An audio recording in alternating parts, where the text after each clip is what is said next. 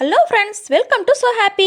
வாங்க இன்றைக்கி என்ன வீடியோவில் பார்க்க போகிறோம். மரவள்ளி கிழங்கு வச்சு சூப்பரான வடை செய்யலாமா? கார வடை. அதுக்கு மரவள்ளி கிழங்கு 2 கிழங்கு துருவி எடுத்து வச்சுருக்கேன். தேவையான வடைக்கு தேவையான பொருட்கள் வெங்காயம், பச்சை மிளகாய், கருவேப்பிலை, கொத்தமல்லி தலை, கடலைப்பருப்பு ஒரு 100 கிராம் எடுத்து தண்ணியில் நல்லா கழுவிட்டு ஊற வச்சு வச்சுருங்க. ஒரு 1/2 மணி நேரத்துக்கு முன்னாடி வரமிளகா கருவேப்பிலையும் அதிலே சேர்த்துருங்க, ஊறட்டும். அது கூடவே பூண்டு பேஸ்ட்டு 1 டேபிள் ஸ்பூன் அளவுக்கு, 1 டீஸ்பூன் அளவுக்கு சோம்பு 1 டேபிள் ஸ்பூன் அளவுக்கு எடுத்துக்கோங்க. இப்போ ஒரு மிக்ஸி ஜார் எடுத்து அரைக்கிறதுக்கு ரெடி பண்ணிக்கலாம். வரமிளகா 5 எடுத்திருக்கேன், கூடவே ஒரு கொத்து கருவேப்பிலை. இந்த கடலைப்பருப்பு நல்லா கழுவிட்டு தான் நான் எடுத்து வச்சுருந்தேன். அதை தண்ணி வடிச்சிட்டு மிக்ஸி ஜாரில் சேர்த்திருங்க. சேர்த்துட்டு இது கூட இஞ்சி சேர்த்தக்கூடாதுங்க. எப்போவுமே மரவள்ளி கிழங்குக்கு இஞ்சி சேர்த்தக்கூடாது. பூண்டு பேஸ்ட்டு 1 டீஸ்பூன் அளவுக்கு சேர்த்துட்டு சோம்பு 1 டேபிள் ஸ்பூன் அளவுக்கு, 1.5 டேபிள் ஸ்பூன் அளவுக்கு வேணும். நான் 1 டேபிள் ஸ்பூன் அளவுக்கு சேர்த்துட்டு தண்ணி இல்லாமல் கொஞ்சம் குறக்குறப்பாக அரைச்சி எடுத்து வந்துருங்க. பாருங்கள், இந்த மாதிரி தண்ணி அதிகமாக ஊற்றிடக்கூடாது, கொஞ்சம் குறக்குறப்பாக இருக்கணும். ட்ரையாக இருந்ததுன்னா நான் கரெக்டாக இருக்கும். ஏன்னா ஊறின பருப்புன்றதுனால கரெக்டாக இருக்கும். அப்படி பத்தலைன்னா நீங்கள் கொஞ்சம் தண்ணி தெளிச்சிக்கலாம். இப்போ பாருங்கள், மிக்ஸி ஜார்லேருந்து கழுவி தண்ணி எதையும் எடுத்து சேர்த்திடாதீங்க. கரெக்டாக இருக்குது, இது மாவு பதத்தில் இருக்குது. இப்போ நான் துருவி வச்சுருக்கிற 2 பெரிய சைஸில் மரவள்ளி கிழங்கு எடுத்து நல்லா தோலெல்லாம் க்ளீன் பண்ணிவிட்டு கழுவிட்டு துருவி எடுத்து வச்சுருந்தேங்க. அதையும் சேர்த்திக்கிட்டேன். கூடவே 2 கொத்து மல்லித்தலை அதையும் சேர்த்துக்கிட்டுக்கோங்க. பொடியாக நறுக்கி சேர்த்திக்கிட்டேன்.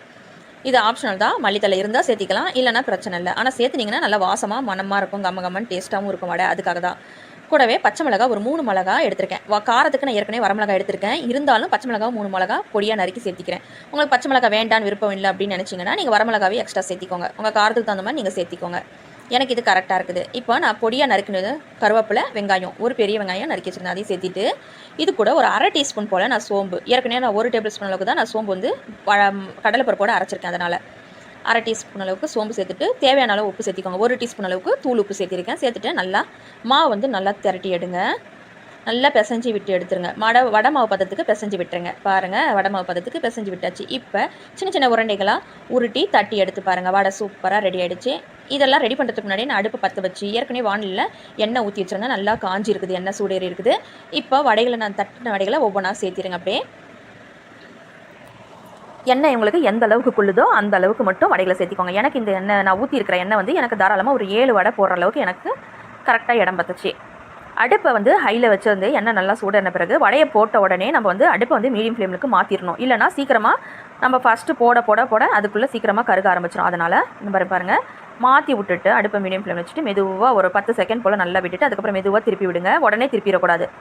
ஒரு 20 செகண்ட் போல் நல்லா விட்டுட்டு அதுக்கப்புறம் திருப்பி விடுங்க. இப்போ திருப்பி விட்டு அது ஒரு 2 நிமிஷம் போல் நல்லா வெந்து வரட்டோங்க. நல்லா செவக்க வர வரைக்கும், நல்லா வெந்து வர வரைக்கும் வேக விடுங்க. மெதுவாக திருப்பி விடுங்க. அப்போ தாங்க நல்லா வெந்து வரும். இல்லைனா உள்ளுக்குள்ளே மாவாக இருக்கும். அடுப்பை மீடியம் ஃப்ளேம் வச்சுட்டு வேக விடுங்க. ஆனால் அதிகமாக இருக்கக்கூடாது, கம்மியாக இருக்கக்கூடாது. அவ்வளோதாங்க.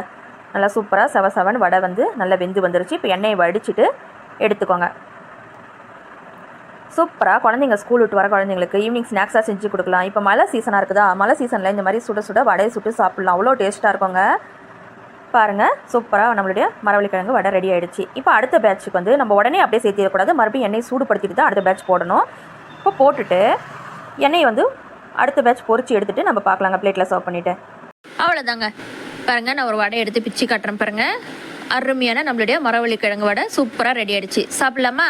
இதே மாதிரி நீங்களும் செஞ்சு ட்ரை பண்ணி பாருங்கள். இந்த வீடியோ உங்களுக்கு பிடிச்சிருந்தா லைக் பண்ணுங்கள், ஷேர் பண்ணுங்கள், கமெண்ட் பண்ணுங்கள். மறக்காமல் நம்ம ஸோ ஹாப்பி சேனலை சப்ஸ்கிரைப் பண்ணிவிடுங்க. தேங்க்யூ.